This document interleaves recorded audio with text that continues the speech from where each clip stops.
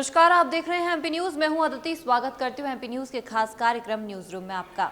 News room की शुरुआत करेंगे सबसे पहले कोरोना अपडेट्स को लेकर, क्योंकि लगातार पिछले कुछ दिनों में जहां मामलों में गिरावट नजर आई थी, तो अब वापस मामलों में उछाल नजर आ रहा है। आंकड़े काफी डरावने सामने आ रहे हैं। पिछले 24 घंटे की बात करें तो देश में 45,209 नए केस सामने आए हैं कोरोना संक्रमित मरीजों के। जहां देश स्तर पर बात करें तो देश स्तर पर मामूली राहत नजर आ रही है, लेकिन अगर राज्यों पर नजर डालें तो राज्यों में सर्वाधिक आंकड़े सामने आ रहे हैं। मध्य प्रदेश की बात की जाए तो मध्य प्रदेश की आर्थिक राजधानी कहे जाने वाले इंदौर में एक दिन में 546 नए कोरोना संक्रमित मरीज सामने आए, जो अब तक के सबसे सर्वाधिक मरीजों का आंकड़ा सामने आया है। अक्टूबर के शुरुआती में 495 नए मरीज सामने आए थे। उस वक्त वो सर्वाधिक आंकड़ा था, लेकिन उस सर्वाधिक आंकड़े का रिकॉर्ड तोड़ते हुए इंदौर में पिछले 24 घंटों की बात करें तो पिछले 24 घंटे में 546 नए कोरोना संक्रमित मरीज सामने आए और 3 नए मौतों की पुष्टि हुई है, जिसे मिलाकर अब तक इंदौर में कुल संक्रमित मरीजों की संख्या 37,661 हो चुकी है। देश स्तर पर बात करें तो देश में अब तक कुल कोरोना मरीजों की संख्या 90,95,807 हो चुकी है।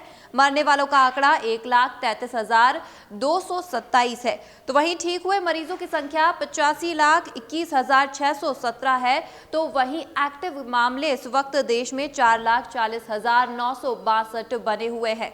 कई सारे राज्यों में कर्फ्यू लगाने का भी ऐलान किया जा रहा है। लॉकडाउन जैसे हालात अभी नजर नहीं आ रहे, लेकिन फिर भी राज्य सरकारों द्वारा ये फैसला लिया गया है कि रात्रि 10 बजे से लेकर सुबह 6 बजे तक कर्फ्यू लगाया जाएगा। यानी कि रात की 10 बजे से लेकर सुबह 6 बजे तक बाहर आने जाने की अनुमति नहीं रहेगी, लेकिन जो बैंड बाजे वाले हैं उन्हें अनुमति रहेगी। केटरिंग वाले जो है उन्हें आने जाने की देर रात आने जाने की अनुमति रहेगी, क्योंकि शादी समारोह देर रात संपन्न होते, देर रात समाप्त होते हैं, उन्हें आने जाने की अनुमति रहेगी। लगातार जो कोरोना संक्रमण में ये जो देखा जा रहा है, आंकड़ों में उछाल आ रही है, तो वहीं रेलवे स्टेशन और एयरपोर्ट इन सब में भी लगातार देखा जा रहा है कि सावधानी बरती जा रही है। जो चेकिंग होती है, थर्मल स्क्रीनिंग होती है, इन सब चीज़ों का बाकायदा ध्यान रखा जा रहा है। लेकिन सबसे ज़्यादा दिक्कत अगर कहीं सामने आती है तो वो है जब कोई भी ट्रेन से यात्री उतरकर अपने निकासी के लिए जाते हैं या फिर यात्री ट्रेन में बैठने के लिए जाते हैं, उस वक्त काफ़ी ज़्यादा भीड़ हो जाती है। उस वक्त ये जो पूरी व्यवस्था बनी हुई रहती है ये ध्वस्त हो जाती है। जो भी पूरी व्यवस्था बनाई गई है, इसमें जो भी व्यक्ति मास्क नहीं लगाया रहता है, जो भी यात्री मास्क लगाकर नहीं आता है, उसे टीसी द्वारा डांटा जाता है और साइड में खड़ा कराया जाता है। तो इस प्रकार की व्यवस्था प्रशासन द्वारा तो की ही जा रही है, लेकिन जनता को भी ध्यान रखना होगा कि सावधानी बरते, तभी इस कोरोना संक्रमण से मुक्ति मिल पाएगी। आगे बढ़ेंगे अगली अपडेट की तरफ। अगली अपडेट है कोरोना वैक्सीन को लेकर।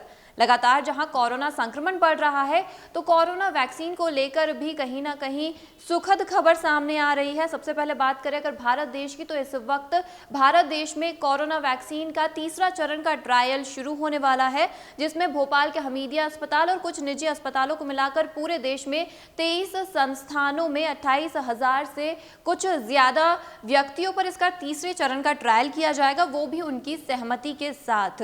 तो वहीं यूएसए की कंपनी जो है मॉडर्ना कंपनी, उसने भी कोविड-19 वैक्सीन को लेकर एक सुखद खुलासा किया है। उसके द्वारा ये कहा जा रहा है, एक अधिकारी द्वारा बताया गया मॉडर्ना कंपनी के कि 94.5% तक जो है कोरोना वैक्सीन का सकारात्मक प्रभाव देखा जा रहा है कोरोना संक्रमित मरीजों पर। तो कहीं ना कहीं ये सुखद खबर है, क्योंकि इस वक्त तमाम देश कोरोना संक्रमण से लड़ रहे हैं। उनके लिए सुखद खबर है, एक उम्मीद की किरण है कि अगर पूरी तरीके से ये जो वैक्सीन है इसका ट्रायल संपन्न हो जाता है और ये इसका प्रभाव सकारात्मक देखा जाता है, तो देशों को जल्द ही उपलब्ध कराई जाएगी। इसके साथ ही मॉडर्ना कंपनी ने ये भी खुलासा किया है कि जब ये वैक्सीन उपलब्ध हो जाएगी तो मॉडर्ना कंपनी द्वारा सरकारों को आखिर किस मूल्य पर ये जो वैक्सीन है ये उपलब्ध कराई जाएगी। तो मॉडर्ना कंपनी के अनुसार $25 से लेकर $37 तक इसका मूल्य रहेगा और ऑर्डर की जो मात्रा होगी उसके अनुसार जो दाम है वो कम या ज्यादा हो सकता है। यानी कि अगर हम भारतीय मुद्रा की बात करें तो भारतीय मुद्रा के अनुसार 1800 से लेकर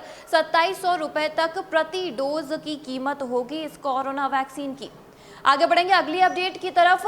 अगली अपडेट है ड्रग्स मामले को लेकर, बॉलीवुड ड्रग्स मामले को लेकर। ये जो लगातार बॉलीवुड ड्रग्स मामला जिसमें काफ़ी बड़े बड़े सेलिब्रिटीज़ के नाम सामने आए थे, तो वहीं जिसमें दीपिका पादुकोण, श्रद्धा कपूर, रकुल प्रीत सिंह, इन सारी एक्ट्रेसेस के नाम और एक्टर्स के नाम सामने आए थे। तो वहीं अब इसी बीच कॉमेडियन भारती सिंह का नाम भी सामने आया है। इसके साथ ही उनके पति का नाम भी सामने आया है ड्रग्स लेने को लेकर। वैसे आपको बता दें कि एनसीबी के एक अधिकारी द्वारा ये खुलासा किया गया, ये बताया गया कि जब वो पूछताछ कर रहे थे बॉलीवुड ड्रग्स को लेकर, जब पूछताछ कर रहे थे तो एक ड्रग्स कारोबारी द्वारा भारती सिंह का नाम लिया गया, जिसके बाद एनसीबी द्वारा भारती सिंह से पूछताछ की गई, उनके प्रोडक्शन हाउस और उनके घर पर छापा मारा गया। और सबसे बड़ी बात ये रही कि उनके घर पर छापा मारने के बाद और प्रोडक्शन हाउस में छापा मारने के बाद 86.5 ग्राम गांजा बरामद हुआ है। लगातार भारती सिंह और उनके पति हर्ष से पूछताछ जारी थी, जिसमें पूछताछ के बाद भारती सिंह और हर्ष दोनों ने ये कबूल कर लिया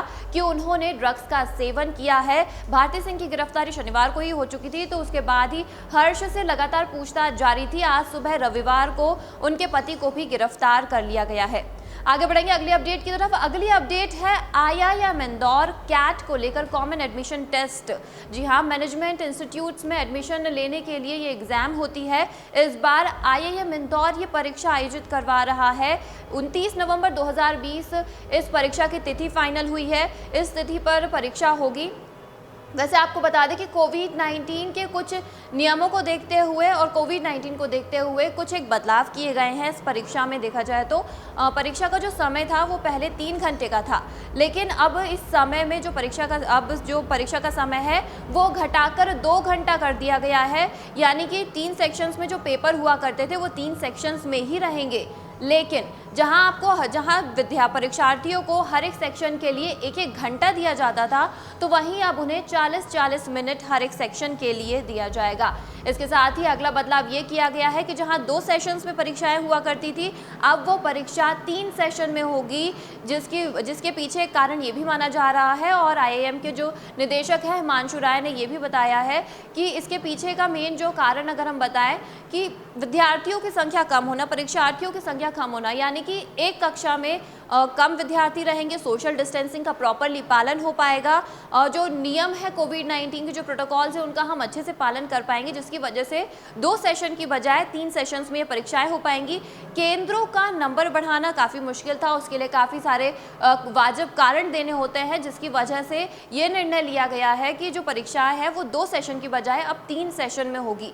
इसके साथ ही एक बड़ी जो बदलाव किया गया है, इसमें यह भी किया गया है बदलाव कि जो 3 सेशंस होंगे, इन 3 सेशन में जो परीक्षार्थी परीक्षा देने आएंगे, इन 3 सेशंस में एक अच्छा खासा गैप दिया जाएगा। उसके पीछे का ये कारण बताया जा रहा है कि ताकि एंट्री एग्जिट और इसके साथ ही साथ जो सैनिटाइजेशन की पूरी प्रोसेस है, इस पूरी प्रोसेस को अच्छे से परीक्षार्थी निभाए, परीक्षार्थी प्रॉपर जो सैनिटाइजेशन की प्रोसेस है उसमें भाग ले और कोविड-19 के नियमों का पालन हो पाए, ये वजह इसके पीछे बताई जा रही है, ताकि एग्जिट जिनकी परीक्षा हो चुकी है वो परीक्षार्थी समय से निकल जाएं और जो परीक्षार्थियों के अगले सेशन में परीक्षा होने वाली है वो प्रॉपरली पहुंच पाए। तो इस प्रकार के पीछे के जो नियम और वजह बताई जा रही है चेंज करने के, जो कुछ एक बदलाव किए गए हैं। इसके साथ ही IIM इंदौर में 29 नवंबर 2020 को ये परीक्षा आयोजित की जाएगी। फिलहाल MP न्यूज़ के न्यूज़ रूम से इतना ही। ताज़ा अपडेट्स MP न्यूज़ पर लगातार जारी हैं, बस आप बने रहिए MP न्यूज़ के साथ। MP की नब्ज MP का हाल, मध्य प्रदेश की हर खबर MP न्यूज़ TV के साथ। लगातार खबरों के लिए सब्सक्राइब करें हमारा YouTube channel MP news TV। Latest updates के लिए बेल आइकन दबाना जरा भी न भूलें।